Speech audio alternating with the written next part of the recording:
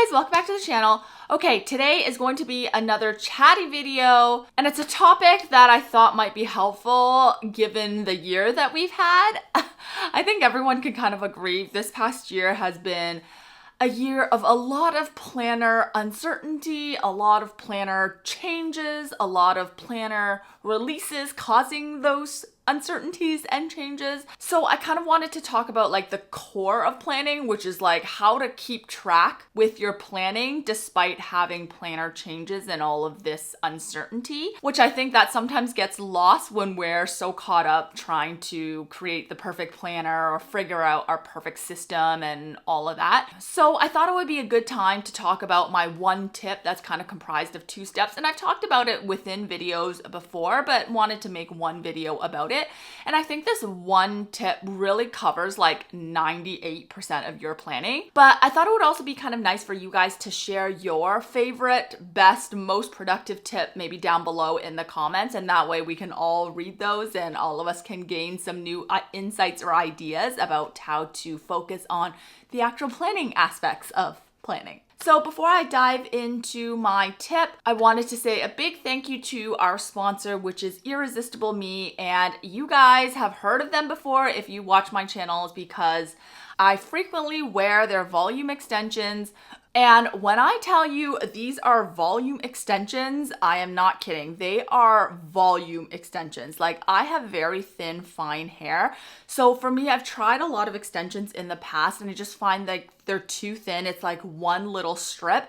And that does not work for my hair because it just looks like I have like a stringy long extension. But you can tell with these that they just look so seamless. And the reason why is because I don't have enough volume to support like the long extensions. And I love that the base of these extensions are extremely thick. And that's why they're called the volume extensions, because the base, the one that goes at the bottom of your hair, is very thick.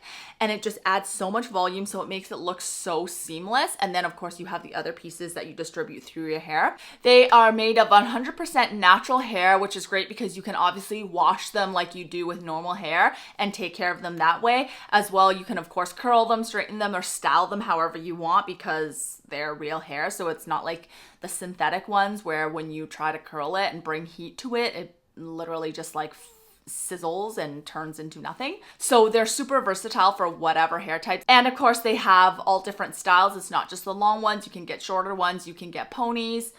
You can get like clip-in ponytails. There's all types on their website. Of course, they come in various different colors. I got natural black and it matches my hair beautifully. So I highly recommend that you guys go check them out. I'll leave their link below as well as a 10% discount code for you guys.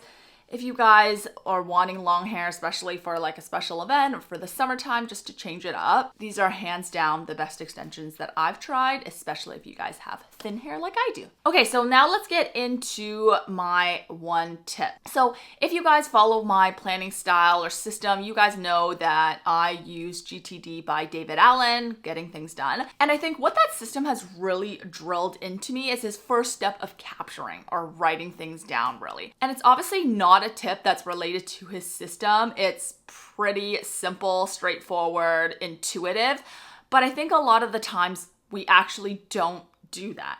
So can you think of a time, for example, you are driving to work or you're walking to school or you're dropping your kids off at school or daycare or whatever, or you're going to visit somebody and you have this idea in your head and you say, oh yeah, I need to do this one thing, and you don't have anything handy with you. So you're like, okay, I'll write it down when I get home, right?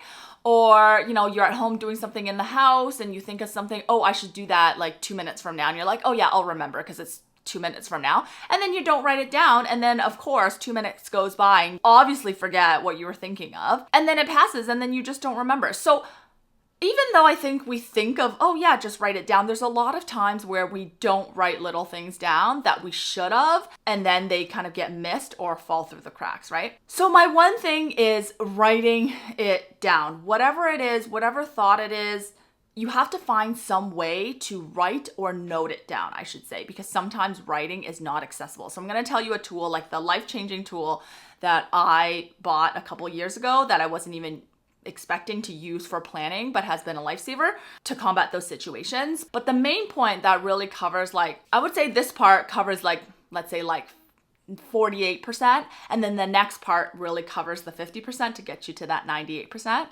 Yeah, I can do some very basic math. So that's the first part, writing it down. No matter how small, whatever it is, write it down. Even if it's a thought that you don't think you want to act on, you need to write it down. If it's an idea, oh yeah, when I'm 57, I want to do this. You should write that down. Anything that you think of, write it down. And then in terms of like what system you use, what notebooks you use, what planners you use, it doesn't really matter where you write it down. I know people say, oh, you shouldn't write it on sticky notes, but I'm going to talk a bit about it in the second point, but writing it on sticky notes is okay as long as you do the second portion of this. So just write it somewhere. It can be on your phone. It can be in a notebook. It can be on a sticky note. It can be on a memo pad. It can be literally anywhere you want. Just write it down so that you don't forget it. The line that I always quote from David Allen, and I never quote it 100% right, so don't come at me, but the general gist of it is that your brain is not meant to be a storage unit. It's meant to come up with ideas. So you generate the idea and then you have to store it somewhere. Not in your brain. It's not a good place to store it. So that's why write it down, note it down, put it out there somewhere in the universe, okay? So that's kind of the first part of the tip. And then the second part of the tip that's equally or slightly more important is you have to have a way to review it so that you can act on it, right? I didn't add act on it as a third point because it's kind of like a given. Obviously, you have to do it. If you don't do it, then you're not getting anything done. But the second point being you have to have a way to review it. And that's why I was saying if you want to write it on a sticky note, random sticky notes, and put it in a box or stick them on your computer or stick them on your desk or use a random notepad that you get from a hotel, that you get from a conference, that you get from a meeting or whatever, that's fine as long as you have a way to review them, right? And so if you're using sticky notes or memo pads and you just throw it wherever and then you lose it, that doesn't fulfill the second portion, which is being able to review it. Now, if you write on sticky notes or memo pads, but you keep it in a box sitting somewhere, that's fine.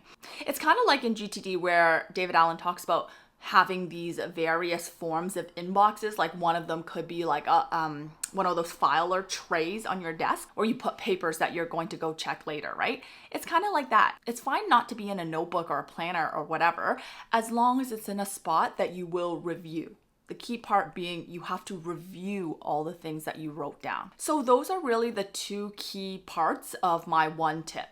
Write and review. It's very, very simple. You have to have somewhere to write it down or note it down, and then somewhere to review it. So now that brings me to the one tool that has been literally life-changing for me that you can use no matter what system, what planner you use, notebooks, rings, digital, whatever it is.